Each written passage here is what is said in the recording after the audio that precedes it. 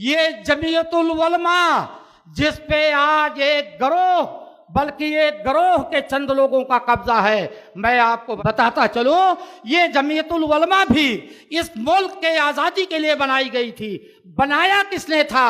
مولانا ابوالکلام آزاد رحمہ اللہ جو ایک پیور اہل حدیث تھے، مولانا ثناء اللہ امرتسری رحمہ اللہ جو ایک خالص اہل حدیث تھے، مولانا محمد داؤد غزنوی رحمہ اللہ جو خالص اہل حدیث تھے۔ ان تین لوگوں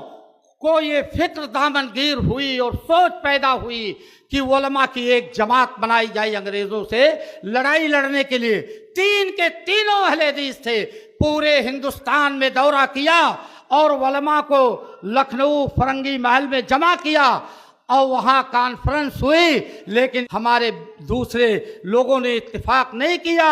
اور اس تحریک کو وہیں کچل دیا گیا۔ مگر ان تینوں علماء اہل حدیث نے ہار نہیں مانی، ایک سال تک مزید دورے ہندوستان کے کرتے رہے، لوگوں کو باور کراتے رہے کہ علماء کی ایک ٹیم ہونی چاہیے آزادی ہندوستان کے لیے۔ اور اگلے سال جب دلی میں یہ کانفرنس دوبارہ بلائی گئی، اسی دلی میں جمعیت العلماء کی بنیاد پڑی اور جمعیت العلماء کا پہلا صدر اگر ایک دیوبندی عالم کو بنایا گیا تو پہلا جنرل سیکریٹری مولانا عبدالسمیع ایک اہل حدیث عالم کو بنایا گیا۔ تو جمعیت العلماء یہ ہماری تحریک ہے، ہم نے بنایا ہے اور جمعیت العلماء میں ہم برابر کے شریک رہے ہیں۔ میرے بھائیوں، جب جمعیت العلماء دلی میں بن گئی تو مولانا امرتسری رحمہ اللہ نے کہا کہ میری خواہش ہے کہ ایک لیٹر انگریز حکومت کو لکھا جائے، مفتی کفایت اللہ شیخ الحدیث کو جو قید میں ہیں ان کو چھڑانے کے لیے۔ تو میرے بھائیوں، جب یہ لیٹر لکھا گیا تو مولانا امرتسری رحمہ اللہ نے اہل حدیث ہونے کے باوجود اور جن کو چھڑانے کے لیے لیٹر لکھا گیا تھا وہ دیوبندی تھے، بڑا میل جول اہل حدیثوں دیوبندیوں میں اس وقت تھا، آج کی طرح سے اختلاف نہیں تھا۔ میرے بھائیوں، کہا کہ میری یہ خواہش ہے کہ شیخ الاسلام کو چھڑانے کے لیے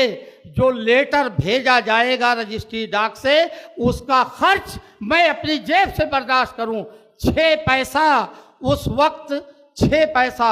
آج کے 3600 روپے کے برابر کا ہے۔ وہ 6 پیسہ جو ڈاک کا خرچ تھا